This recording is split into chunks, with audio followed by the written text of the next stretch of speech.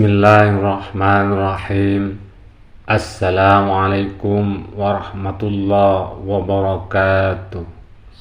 Syukur alhamdulillah, kita masih bisa berjumpa kembali di channel ini dalam keadaan sehat walafiat. Salawat dan salam selalu tercurahkan kepada junjungan kita Nabi besar Muhammad sallallahu alaihi wasallam. Syafaat membaca Al-Quran di hari kiamat. Al-Quran adalah kitab suci yang diturunkan kepada Nabi Muhammad sallallahu alaihi wasallam. Al-Quran menjadi panduan hidup bagi mukmin. Al-Quran juga merupakan sumber literasi yang tak ternilai. Di dalamnya terdapat ilmu pengetahuan yang kemudian baru bisa diterjemahkan seiring perkembangan pengetahuan dan teknologi manusia. Membaca Al-Quran mengandung berbagai keutamaan.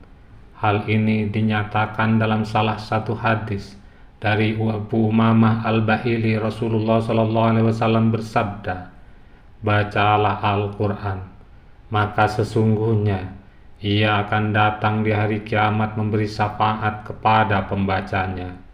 Hadis sahih diriwayatkan oleh Imam Muslim. Kelak Al-Quran akan menjadi sahabat di akhirat jika kita sudah membersamainya sejak di dunia.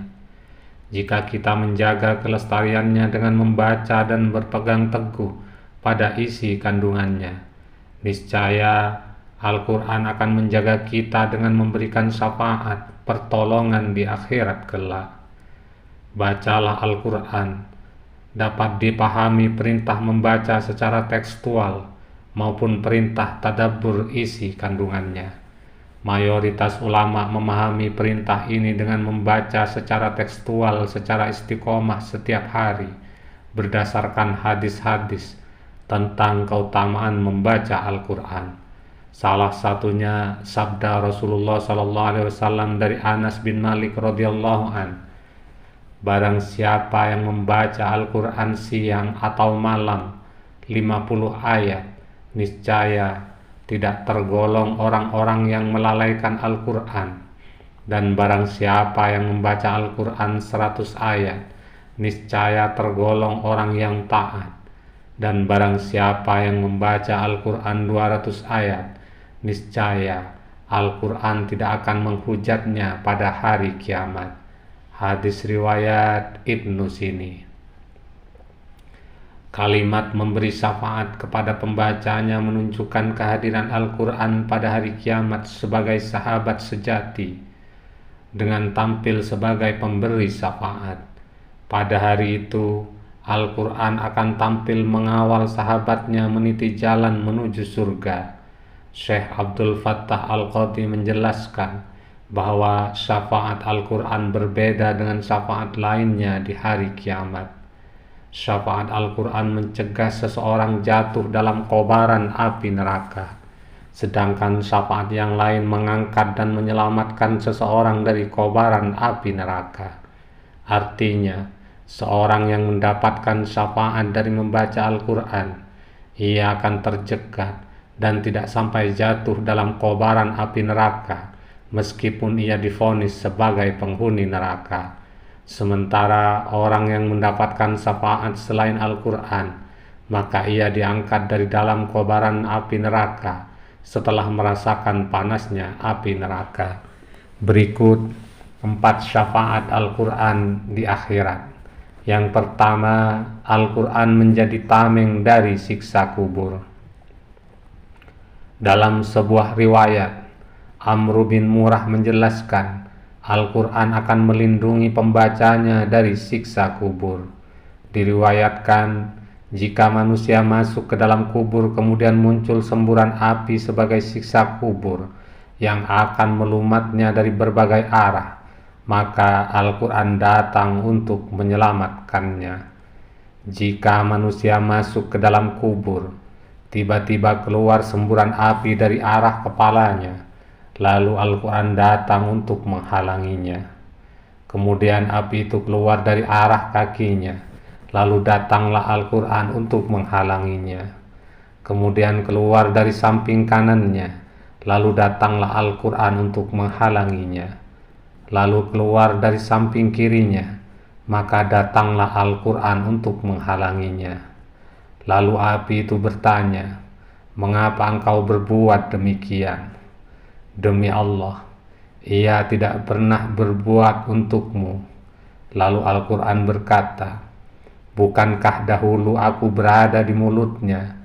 Maka Al-Quran tak henti-hentinya melakukan pembelaan untuk menyelamatkan sahabatnya. Yang kedua, mahkota bagi orang tua. Orang tua memiliki kewajiban terhadap anak-anaknya antara lain mengenalkan Allah dan Rasul-Nya, serta mengajarkan Al-Quran. Bagi orang tua yang memiliki kepandaian membaca Al-Quran, wajib mengajarkannya kepada anak-anaknya dan membimbingnya bersahabat dengan Al-Quran.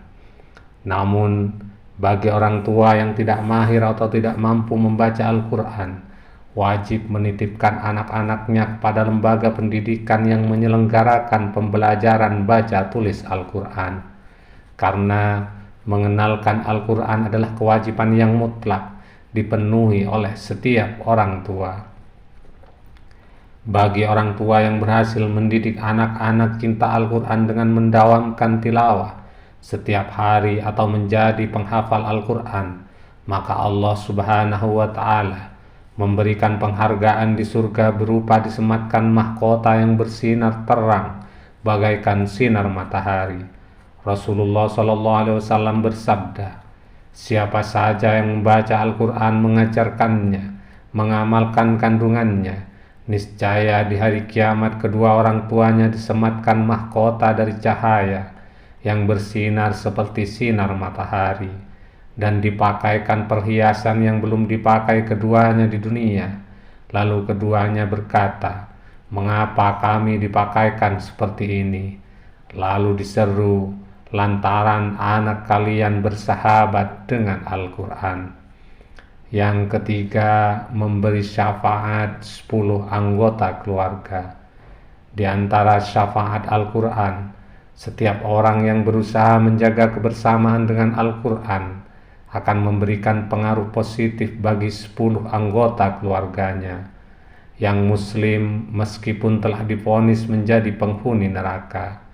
Dari Ali bin Abi Thalib radhiyallahu an, Rasulullah SAW bersabda, "Siapa saja yang membaca Al-Quran lalu ia menghafalnya dan menjaganya, niscaya Allah akan memasukkannya ke dalam surga dan menjadikannya dapat memberikan syafaat kepada 10 orang dari kalangan keluarganya, meskipun semua telah ditetapkan masuk ke neraka." Hadis riwayat Tirmizi dan Ibnu Majah. Yang keempat, penentu derajat surga. Ayat-ayat Al-Quran ibarat anak-anak tangga yang akan mengantarkan pembacanya kepada tangga tertinggi di sisi Allah. Keindahan suara bacaan Al-Quran di dunia akan mengusik perhatian Allah Subhanahu wa Ta'ala dan memunculkan kerinduan untuk mendengarkan kembali di surga. Inilah yang menjadikan Allah Subhanahu wa Ta'ala memerintahkan pembaca Al-Quran untuk naik ke tangga kemuliaan hingga mencapai anak tangga sesuai dengan akhir ayat yang dibaca di dunia. Semakin bertambah ayat yang dibaca, semakin tinggi pula anak-anak tangga kemuliaan yang dinaiki. Rasulullah SAW bersabda, dikatakan kepada sahabat Al-Quran, "Bacalah, naiklah, bacalah dengan tartil sebagaimana engkau membaca dengan tartil di dunia, karena sesungguhnya derajatmu di surga menurut akhir ayat yang engkau baca." Tapi jika Al-Quran hanya dijadikan sebagai penghias dinding, mahar pernikahan, atau perlengkap aksesoris rumah tanpa membacanya dan mengamalkan isi kandungannya, maka Al-Quran akan menarik pemilik mushaf ke dalam kobaran api neraka. Oleh karena itu, marilah kita memotivasi diri untuk istiqomah membaca Al-Quran setiap hari, baik di rumah, tempat kerja, masjid, musola, maupun tempat-tempat baik lainnya. Janganlah hari-hari berlalu tanpa membaca Al-Quran. Wallahu a'lam. Semoga bermanfaat dan menjadi ilmu yang barokah. Amin ya rabbal alamin. Subhanakallahumma wa bihamdika asyhadu an la ilaha illa anta astaghfiruka wa atubu ilaik. Assalamualaikum warahmatullahi wabarakatuh.